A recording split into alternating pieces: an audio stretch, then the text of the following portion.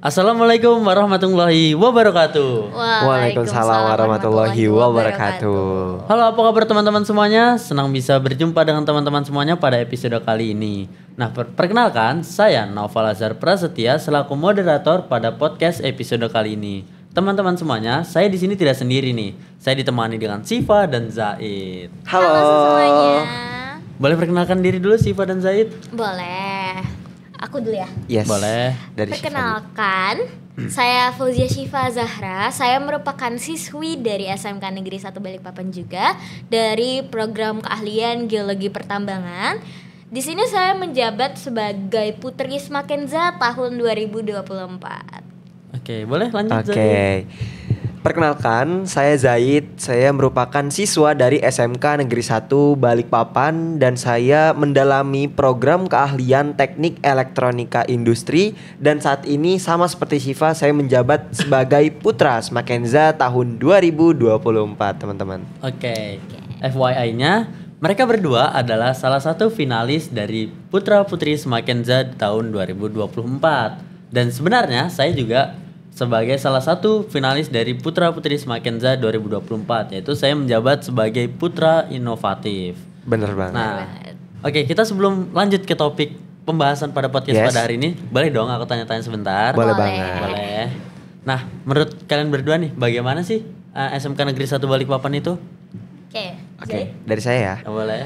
Nah, jadi teman-teman, menurut saya SMK Negeri 1 Balikpapan ini merupakan sekolah menengah kejuruan 1 yang dimana di sini mendalami ilmu teknik-teknik yang bisa dibilang lebih mengarah kepada teknik yang kasar atau di sini seperti yang cowok lah istilahnya. Kan ada kalau misalkan di sini ada SMK 2, SMK 1, SMK 3 dan di sini pasti ada jurusan-jurusan yang mendalami ilmu-ilmu yang misalkan seperti SMK 3 mendalami ilmu yang lebih ke perempuan atau yang lebih halus, kalau di SMK 1 ini lebih ke kasar. Oke. Nah, kalau menurut saya SMK Negeri 1 ini Balikpapan ini merupakan sekolah yang unggul, berkarakter dan kompeten.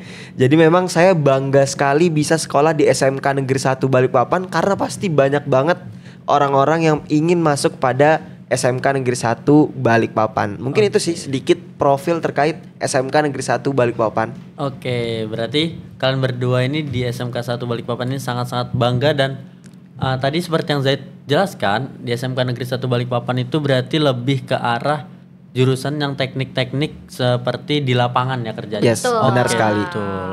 Nah, kalian berdua kan termasuk dari finalis dari Putra Putri Smakenza. Nah, boleh dijelasin ya sih apa itu Putra Putri Smakenza? Oke, Silakan aku deh, yang Syifa. Boleh. jelasin ya.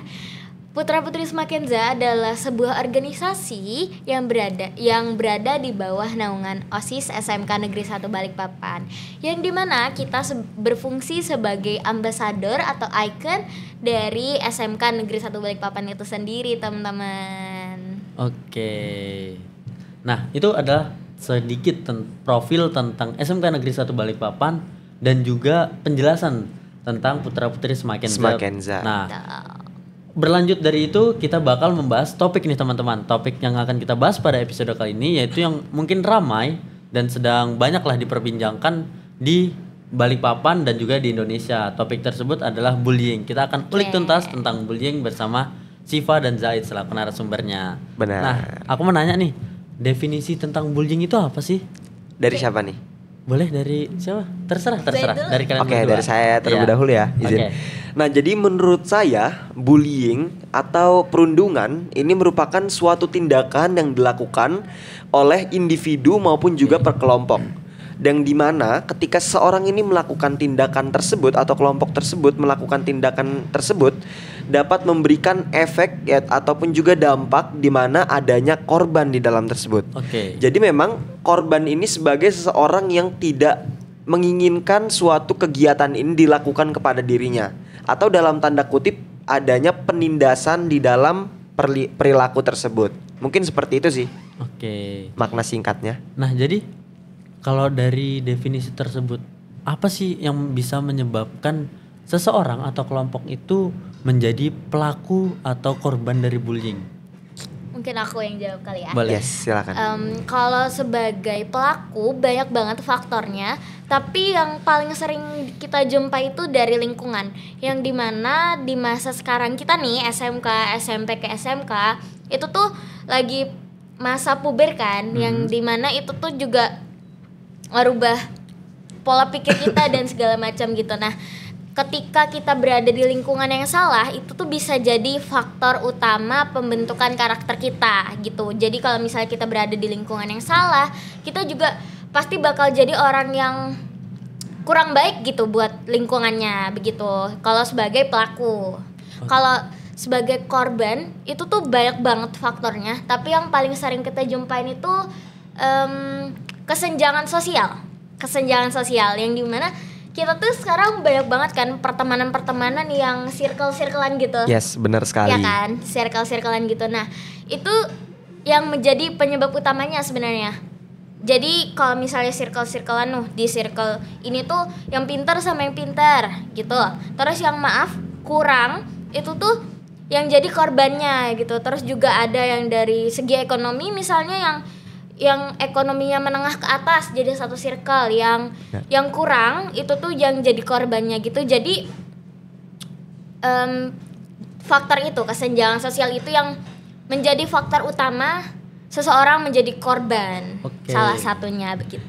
Yes, izin menambahkan ya. Silakan Zaid. Jadi memang bener banget apa yang katanya Syifa tadi. Mau kita korban, mau kita pelaku, yang paling pertama adalah bagaimana kita dapat memilih pertemanan dan lingkungan sekitar kita.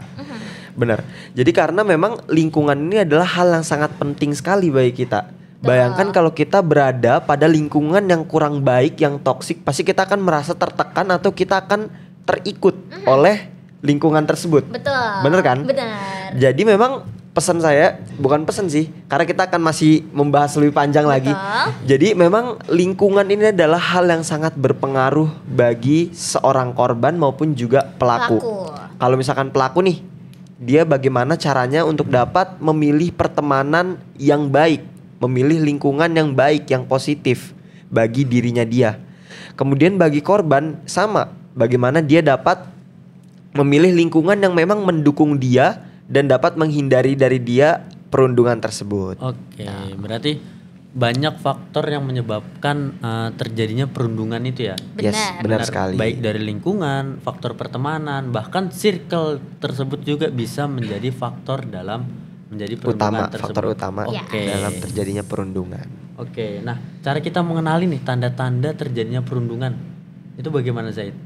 Yes, mungkin saat ini kita melihatnya bahwa perundungan, bullying itu hanya dilihat dari fisiknya saja ya. Karena memang rata-rata perundungan yang kita kenali adalah baku tonjok, hantam-hantaman, tendang-tendangan, seperti itu kan yang kita kenal. Padahal sebenarnya perundungan dapat kita lihat dari mental seorang korban. Jadi tidak hanya fisik tapi juga mental. Dan justru memang mental ini adalah hal yang sangat berpengaruh sekali. Dan juga menjadi aspek yang harus kita perhatikan atau kita soroti nih. Karena memang ketika seorang ini terkena mentalnya, maka dia akan terganggu juga aktivitas kesehariannya. Betul. Bener gak sih? Bener banget. Pernah kan kita kayak merasa bahwa ketika kita misalkan nih, saya dibilangin sama teman saya, ih kamu kok kayak akhir-akhir ini agak iteman sih. Pasti kita kepikiran kan, emang bener ya aku itemannya. Pasti akan terganggu kan. Betul. Aktivitas kita merasa kurang pede dan lain sebagainya. Jadi memang yang harus kita lihat adalah dari mental terlebih dahulu. Setelah itu fisiknya, karena banyak juga korban-korban perundungan ini menyembunyikan dampaknya itu pada dirinya. Jadi memang fisik itu mudah sekali untuk disembunyikan oleh seorang korban. Mungkin dia merasa tertekan untuk dia speak up dan lain sebagainya. Jadi memang yang pertama adalah bagaimana cara kita untuk mengetahui. Yang pertama adalah kuncinya bagi semua korban perundungan dan juga bullying ini harus melakukan speak up. Baik terhadap orang tua, teman ataupun juga pihak-pihak yang berwajib. Oke. Nah berarti kunci untuk kita bisa mengetahui bahwasanya korban ini mengalami perundungan itu adalah dari adanya speak up dari para korban, termasuk kepada orang tua. Benar. Berarti orang tua ini sangat berperan penting banget dong dalam kita mengatasi yang namanya perundungan ini. Yes, benar sekali. Oke. Jadi memang orang tua ini adalah hal yang sangat penting sekali ya Syifa ya. bagi seorang korban perundungan maupun juga bagi semua orang sebenarnya. Gak cuma korban aja. Jadi memang orang tua ini adalah aspek yang sangat penting bagi kehidupan kita. Karena kan kita tahu nih, orang tua adalah orang yang pertama kali kita lihat adalah orang tua kita. Betul. Ketika kita baru lahir, ibu kita ataupun juga ayah kita, ya kan? Jadi memang dari sini kita sudah bisa melihat bahwa ketika kita menemui semua permasalahan yang kita hadapi, coba deh kita speak up kepada orang tua kita. Misalkan kita merasa tidak nyaman di sekolah, kita ngomong aja ke orang tua. Bukan berarti kita cepuan atau kita anak mama, tapi ini demi kebaikan kita juga, bagi kebaikan mental kita juga. Bener gak sih? Bener kan? Buat apa kita mengungkapkan kesakitan kalau misalkan ujung-ujungnya kita malah justru menjadi korban yang makin lama makin terpuruk. Iya gak sih? Iya benar. Cobalah kita speak up kepada orang tua. Kalau mungkin kita di sekolah, kita bisa nih speak up kepada guru BK. Kalau misalkan kita di luar, kita bisa speak up kepada kepolisian ataupun juga kepada pihak DP3AKB yang memang sudah disoroti ataupun juga difasilitasi oleh pemerintah untuk kita. Oke, jadi buat teman-teman semuanya, apabila mengalami perundungan, jangan malu untuk berbicara, apalagi sama orang tua kita, karena memang mungkin dari orang tua kita itu yang bisa membantu langkah awal untuk kita mengalami perundungan itu. Ya, dalam tanda kutip mengeluarkan kita dari zona yang tidak nyaman tersebut. Oke, paham. Nah, terus kan kita sudah misalnya nih ada teman-teman yang menjadi korban perundungan. Nah, cara untuk kita memulihkan diri itu apakah faktor dari lingkungan sekitarnya itu sangat berpengaruh itu, Zaid, untuk penyembuhan dari perundungan tersebut? Penyembuhan dari perundungan. Iya. Lingkungan sekitar ya. Iya. Lingkungan sekitar tuh seperti yang tadi saya bilang adalah hal yang sangat penting sekali. Bayangin kalau kita berada di lingkungan yang toksik, lingkungan misalkan yang toksik, kemudian kita mempertahankan pada lingkungan yang toksik tersebut, ya kita bakal mendapatkan lingkungan toksik terus. Iya gak sih? Kita bakal disirami hal-hal yang toksik tersebut. Misalkan saya ataupun juga Syifa nih misalkan mendapati lingkungan yang kurang baik, dalamnya itu terdapat cacian, makian dan lain sebagainya, tapi kita mencoba untuk bertahan dalam lingkup tersebut, otomatis kita selalu merasa tidak nyaman kan?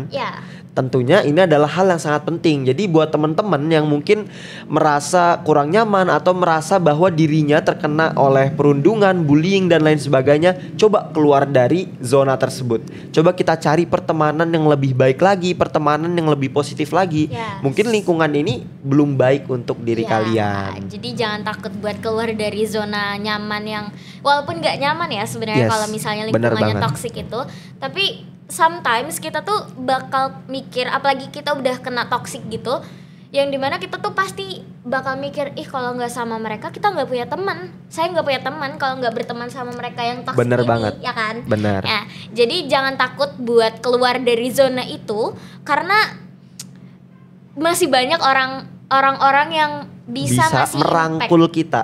Bener kan? Iya, bisa merangkul bisa kita. Menjadi teman yang baik. Betul. Bisa mendukung kita dan bisa menjadi pendukung kita menjadi kepada gerbang kesuksesan tentunya. Support system. Berarti kayak kita jangan takut lah untuk kita bisa keluar dari zona pertemanan itu dan mencari teman baru lagi. Benar sekali. Nah, mungkin dari Zaid atau Syifa ada enggak nih pesan buat teman-temannya yang di luar sana biar bisa untuk mengatasi atau menghindari dari yang namanya perundungan ini? Mungkin ini dapat menjadi motivasi ya buat teman-teman semuanya, bahwa dapat kita ketahui bersama angka kekerasan ataupun juga perundungan di Kota Balikpapan ini cukup tinggi, yaitu di angka 115 kasus.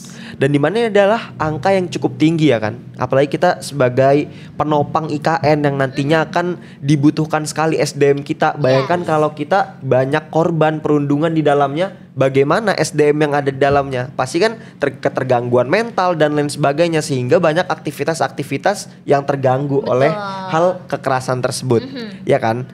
Jadi pesan saya yang pertama adalah kita sebagai remaja nih, saya akan menyuarakan bagi teman-teman remaja, teman-teman yang masih muda, para pemuda-pemuda Kota Balikpapan, coba deh kita ambil langkah untuk membawa perubahan dalam menekan penurunan angka kekerasan di Kota Balikpapan. Gitu. Dengan cara apa? Dengan cara kita lebih aware lagi nih dengan hal-hal kekerasan yang ada di sekitar kita. Kan banyak banget kan. saat ini kasus-kasus kekerasan yang terjadi di kota Balikpapan. Kalau kita misalkan nih buka di Balikpapan Chess atau di Instagram, pasti muncul tuh ya kan informasi bahwa terjadinya kekerasan ini dan lain sebagainya. Yes. Dan memang kekerasan ini adalah hal yang tidak bisa kita pungkiri terjadi di suatu wilayah seperti itu. Betul. Karena memang kekerasan ini tidak hanya menyerang teman antar teman, tapi dalam lingkungan keluarga pun juga telah terjadi yang namanya kekerasan dan juga perundungan tersebut. Oke, berarti itu keluarga antar keluarga ya? Yes, benar sekali. Banyak banget itu hal tersebut terjadi. Contohnya nih ya, saya izin untuk mengambil contoh. Jadi memang kekerasan yang ada di lingkup keluarga ini lebih ke KDRT. Kemudian juga ada juga kekerasan, mohon maaf, seksual yang terjadi di dalam lingkup keluarga. Dan ini sebenarnya adalah hal yang sangat miris sekali. Jujur saya sebagai remaja, sebagai putra-putri Smakenza sangat ingin sekali untuk membawa perubahan bagi kota Balikpapan khususnya. Untuk menurunkan angka kekerasan ataupun juga perundungan seperti itu. Oke, jadi sebenarnya untuk kekerasan dan perundungan ini sebenarnya itu harus diperlukan dari kesadaran para siswa-siswi juga nggak sih? Kesadaran kan? diri. Iya. Bagaimana cara kita tuh dapat menumbuhkan rasa sadar bahwa kekerasan ini bahaya loh. Kalau kita terus jaga, kalau kita terus tidak aware terhadap kasus kekerasan ini, ya ini akan menjadi benalu bagi kita sebenarnya. Iya nggak sih? Benar. Karena ini sangat berpengaruh terhadap SDM kita. Bayangkan kalau misalkan seperti tadi mentalnya terganggu, maka semuanya akan terganggu dong aktivitasnya. Benar. Apalagi nanti kan waktu IKN sudah pindah ke sini, kita jadi sebagai penopang. Kalau SDM kita rendah, apalagi? Yes. Benar kan? Terus kekerasan itu nggak cuma berbentuk fisik ya? Yes, benar sekali. Sesimpel tadi Zaid bilang ada juga yang kekerasan di dalam lingkup keluarga gitu. Simpelnya tuh masih banyak banget kejadian yang dimana orang tua kita sendiri itu tuh kayak ngatain kita gitu. Bukan ngatain sih, lebih ke kayak gimana ya? Contohnya menekan. Contohnya nih kayak Nopal dibilangin sama orang tuanya. Contoh kayak, kok kamu makin hitam sih, kok kamu gendutan sih, dan segala macam. Itu tuh salah satu tindakan bullying juga kan? Yes, benar sekali. Termasuk kekerasan verbal atau bullying verbal yang dimana dapat berpengaruh juga terhadap mental kita. Betul. Berarti kalau verbal itu lebih menyerang ke arah mental. Yes. Benar. Fisiknya mungkin tidak terlihat, tapi mentalnya sangat terganggu. Benar banget. Dan saat ini kasus kekerasan verbal ini yang mungkin sangat sering sekali kita temukan, ya kan? Banyak banget nih di lingkungan sekolah, contohnya banyak banget yang kayak catcalling, ya kan? Bener. QQ sama lawan jenis, misalkan cowok ke cewek, kemudian juga lontaran ngolokin nama orang tua, banyak kan? Banyak. Dan ini tanpa kita sadari mungkin kita hanya kayak bercanda aja gitu sama teman kita. Tapi kita nggak tahu teman kita ini ngerasa tertindas loh sebenarnya. Jadi ya memang harus kita hindari walaupun itu memang hal yang biasa, hal yang sepele. Alangkah baiknya untuk kita hindari teman-teman. Jadi emang dari hal-hal kecil kayak gitu yang harus kita perhatikan terlebih dahulu. Iya, jadi memang tidak hanya soal fisik saja kalau misalkan kekerasan ini, akan tapi dari perkataan pun, dari mulut kita pun bisa menjadi pelaku kekerasan. Berarti mulai dari bercanda baru bakal naik ke arah yang lebih serius gitu. Bener banget seperti itu. Mungkin itu perbincangan kita pada hari ini. Pada episode kali ini kita sudah mengulik tadi tentang bullying. Terima kasih buat Zaid dan Siva yang sudah menyempatkan waktunya untuk berada di episode kali ini, menjadi narasumber kita pada episode kali ini. Mungkin begitu episode kali ini kita mengulik tentang bullying. Terima kasih buat teman-teman semua yang sudah menonton video kali ini. Sampai jumpa kita di episode berikutnya. Assalamualaikum warahmatullahi wabarakatuh. Waalaikumsalam warahmatullahi wabarakatuh. Dadah teman-teman. Oke. Matikan.